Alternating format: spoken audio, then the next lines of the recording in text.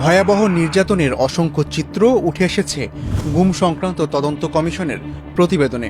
১ June মঙ্গলবার গুম commission আইনশৃঙ্খলা রক্ষাকারী বাহিনীর গুম ও নির্যাতনের প্রাতিষ্ঠানিক দিক উন্মোচন করে প্রতিবেদনের একটি অংশ গণমাধ্যম কর্মীদের পাঠায়।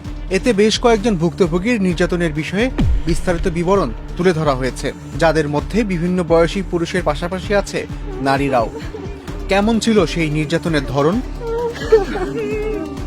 ২০১৪ সালে গুম হওয়া ৩০ বছর বয়সী এক ব্যক্তি তার অভিজ্ঞতায় বলেন, তাকে ধরেই কিল থাপ্পড় মারতে মারতে গাড়িতে তোলেন গুমকারী ব্যক্তিরা। এক পর্যায়ে সেই ব্যক্তির প্যান্ট খুলে তার অন্ডকোষের সঙ্গে ক্লিপ লাগিয়ে দেওয়া হয়। ক্লিপের মাধ্যমে বৈদ্যুতিক শক দেওয়া হয় সেই ব্যক্তির অন্ডকোষে, যা চলে প্রায় ১৫ থেকে ২০ মিনিট। ওই ব্যক্তি কমিশনকে জানিয়েছে, তিনি বৈদ্যুতিক শকের কষ্ট সহ্য করতে না পেরে প্রচণ্ড চিৎকার করেন, কিন্তু তিনি যেন চিৎকার করতে না পারেন সেই জন্য তার মুখও চেপে ধরা হয়। শেখ হাসিনা সরকারের আমলে রাজনীতিবিদ সহ নানা শ্রেণী পেশার মানুষ গুমের শিকার হন। তাদের বিভিন্নভাবে নির্যাতন করা হতো। সেই নির্যাতন কতটা ভয়াবহ ছিল প্রতিবেদনে তা তুলে ধরেছে গুম কমিশন। প্রতিবেদনে উল্লেখ করা হয়েছে, রাষ্ট্রীয় একটি গোয়েন্দা সংস্থা ও নিরাপত্তা বাহিনীর বিশেষায়িত একটি ইউনিটের সহযোগিতায় এই নির্যাতন চালানো হতো। এতে একাধিক ব্যক্তির অভিজ্ঞতা তুলে ধরেছে গুম কমিশন। নাম প্রকাশ না করা ৪৬ বছর বয়সী এক ব্যক্তির বরাত দিয়ে জানানো হয়, ২০১৫ সালে তাকে তুলে নেওয়া হয় এবং ৩৯১ দিন তিনি গুম অবস্থায় ছিলেন। সেই ব্যক্তি জানিয়েছেন, তিনি যেন কোনোভাবেই ঘুমাতে না পারেন সেই চেষ্টাই করা হয়েছে তার গুমের দিনগুলোতে। শীতের রাতে কম্বল বালিশ সরিয়ে নেওয়া হতো এবং খালি পায়ে ভর দিয়ে মেঝের উপরে বসিয়ে রাখা হতো তাকে। রাতে বিছানার পাশে হ্যান্ডকাফ পরিয়ে তাকে আটকে রাখা হতো, যাতে মশা কামড়ালেও তিনি কিছু করতে না পারেন। গুম কমিশনের প্রতিবেদনে বলা হয়, গোপনীয়তা, অস্বাস্থ্যকর ও অপমানজনক সেল জীবন ছিল গুমের শিকার ব্যক্তিদের। পুরুষ ভুক্তভোগীদের জন্য সেলের ভেতরে গোপনীয়তার অভাব ছিল বিশেষভাবে। সেলগুলো ছিল ক্ষুদ্র ও সংকীর্ণ। সেলের মধ্যেই টয়লেটের প্যান বসানো থাকতো, যেখানে কোনো দেওয়াল ছিল না। ভুক্তভোগীরা মেঝেতে শুইলে তাদের শরীরের অংশ প্যানের উপর চলে যেত।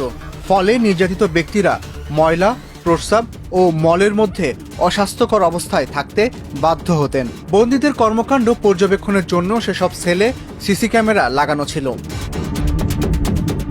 শুধু পুরুষ নয়, ভয়াবহ নির্যাতনের শিকার হতে হতো নারীদেরও। ২০১৮ সালে গুম হওয়া ২৫ বছর বয়সী এক তরুণীর অভিজ্ঞতা উল্লেখ করা হয়েছে সেই প্রতিবেদনে। তরুণী জানিয়েছেন, অনেকটা ক্রুসিফাইড হওয়ার মতো করে তার ২ হাত ২ দিকে বেঁধে ঝুলিয়ে রাখা হতো তাকে। তার শরীর থেকে ওড়না সরিয়ে ঝুলিয়ে রাখায় নির্যাতনকারী অসংখ্য পুরুষ তার সামনে এসে দাঁড়িয়ে কটু কথা বলতো। নির্যাতনের কারণে সেই তরুণীর নির্ধারিত সময়ের আগেই মাসিক শুরু হয়ে যায়।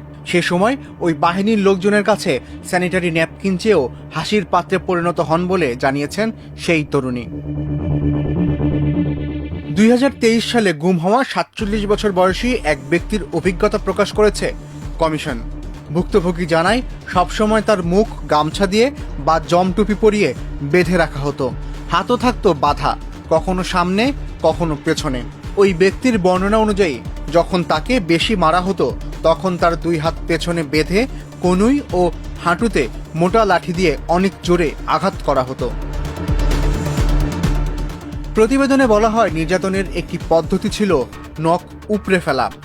এছাড়া নখের নিচে সূচ ঢোকানো ছিল সাধারণ ও নিয়মিত নির্যাতনের কৌশল। ২৭ বছর বয়সী এক যুবকের এমন অভিজ্ঞতা হয়েছে। তিনি জানিয়েছেন, তাকে গ্রিলের মধ্যে হ্যান্ডকাফ দিয়ে দাঁড় করিয়ে রাখা হতো, যাতে তিনি বসতেও না পারেন। ফলে দীর্ঘ সময় দাঁড়িয়ে থেকে সেই যুবকের পা ফুলে যেত এবং হাতে দাগ বসে যেত। প্রয়োজনে টয়লেটে যাওয়া থেকেও বিরত রাখা হতো তাকে।